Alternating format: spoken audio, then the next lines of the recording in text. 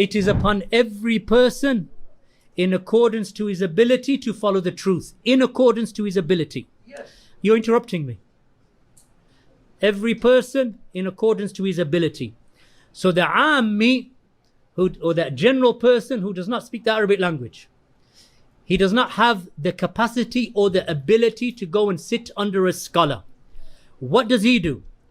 Then the madhab of the Ammi is the madhab of his mufti, as long as his mufti is from Ahlul Sunnah wal Hadith. So for example, if I have a book of fatwa from Sheikh Abdul Aziz bin Baz, who's Ahlul Hadith, Sheikh Al-Albani, Ahlul Hadith, Sheikh Ibn Uthaymeen, Ahlul Hadith, and my wife asks me a question, I am not the mufti. I now say to her, I will go to the fatawa. She says, but you don't understand Arabic. So I come to the masjid and I go to the mudarris, the ustad, and I say, do you have the Majmu' al-Fatawa of Sheikh bin Baz? He says, yes, my son, I have it.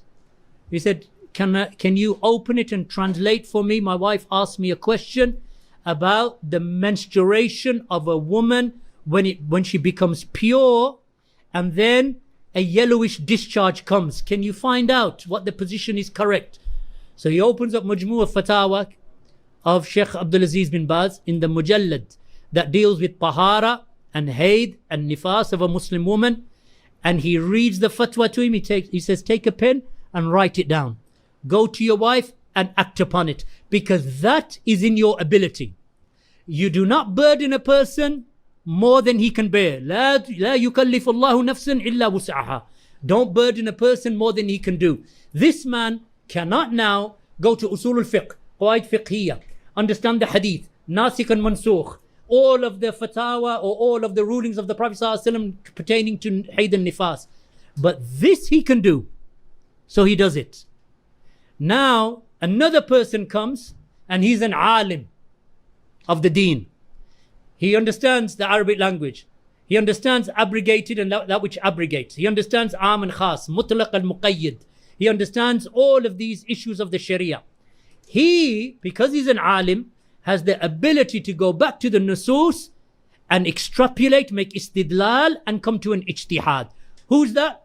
Ibn Uthaymeen, Rabi bin Hadi, Abdul Muslim al-Abbad, and the scholars. This is their job.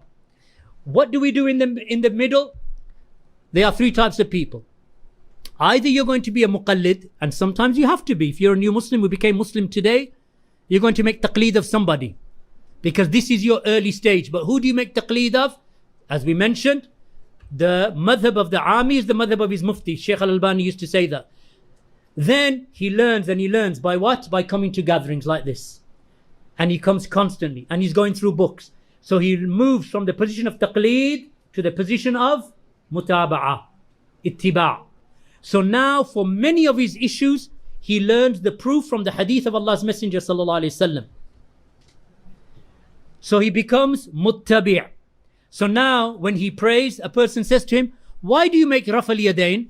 He says, because Imam al-Bukhari narrated over 200 hadith from 200 companions, mutawatira, in a book that he has with authentic chains of narration going back to the Prophet ﷺ, called the Juz Raf al-Yadayn. He has a book on it. Now he knows the dalil. So what is he? I haven't got to the third stage. So he's muttabi'. Then from muttabi', he learns more and more. He travels and seeks knowledge. So from that now, he becomes a person of knowledge. The more he seeks knowledge, so he now raises himself from talib ilm or muttabi' to the level of attaining scholarship to a degree. The more he learns, the more scholarship he gets. To what level is in the hands of Allah subhanahu wa ta'ala.